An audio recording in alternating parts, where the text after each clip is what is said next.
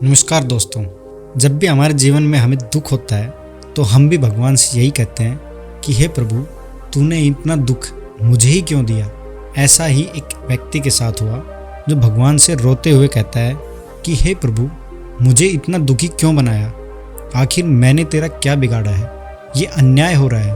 और मैंने तो सुना था तू बड़ा न्यायी है, कृपालु है, महाकरुणावान है, मगर सब धोखे की बातें हैं। मुझे इतना दुख क्यों दिया। सभी तो मज़े में हैं, सब आनंद कर रहे हैं, मैं ही इतना दुख में क्यों सड़ा जा रहा हूँ। कृपया कुछ तो करें। अगर सुख नहीं दे सकते तो कम से कम इतना कर दें कि मुझे औरों के दुख भी दे दो, या फिर मेरे दुख को भी किसी और को दे दो। इतना तो कर ही सकते हैं।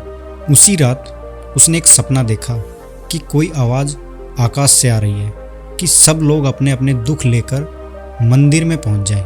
और वो बड़ी जल्दी से तैयार हुआ। उसने जल्दी से अपने दुख बांधे, पोटली उठाई और मंदिर की तरफ भागा। उसने देखा कि पूरे गांव के लोग अपनी अपनी पोटली लिए जा रहे हैं। वो सोचता कि उनके जीवन में कोई भी दुख नहीं है, पर यहाँ तो राजा भी भागा जा रहा है, वजीर भी भागा जा रहा है, नेता भी भागा जा रहा है। उसने पंडित पुरोहित को भी देखा, वो भी अपना गट्ठर लिए जा रहे थे। सबके गट्ठर हैं। और एक बात हैरानी की मालूम हुई कि किसी के पास छोटी पोटली नहीं थी, क्योंकि वह सोचने लगा यदि किसी से बदलने का मौका मिल जाए। पर वहाँ पर सबकी पोटलियाँ बड़ी बड़ी थी। ये वो पोटलियाँ थी जो कभी दिखाई नहीं देती थी। सब मंदिर में पहुँच गए। सारे लोग बड़े उत्तेजित कि कुछ होने वाला है। और फिर एक आवाज़ हुई, सब लोग अपनी अपनी पोटलियों को मंदिर की खूंटियों में टांग दें। सभी ने अपनी अपनी पोटलियाँ मंदिर की खूंटियों पे टांग दी। वहाँ जितने भी लोग खड़े थे सभी छुटकारा पाना चाहते थे।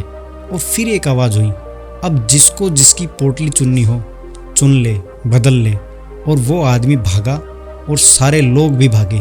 लेकिन वहाँ पर एक चकित होने वाली बात हुई कि उस आदमी ने भागकर अपनी वाली पोटली उठा ली कि कोई दूसरा ना उठा ले। और यही हालत सबकी थी। सबने अपनी अपनी पोटली उठा ली। वो बड़ा हैरान हुआ। लेकिन अब बात उसके ख्याल में आई, उसने अपनी पोटली ही क्यों उठाई, क्योंकि उसे पता था कि अपने दुख कम से कम परिचित तो हैं, जानते तो हैं कि क्या दुख है हमें।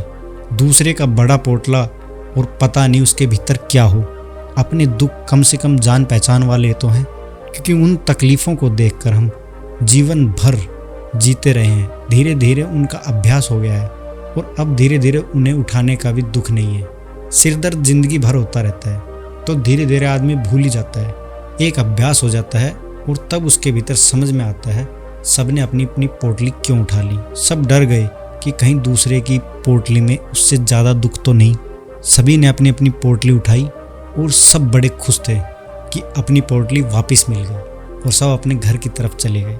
सुबह जब उसकी नींद खुली तब उसे सच्चाई समझ में आई कि यहाँ सब दुखी हैं, मगर एक अभिनय चल रहा है।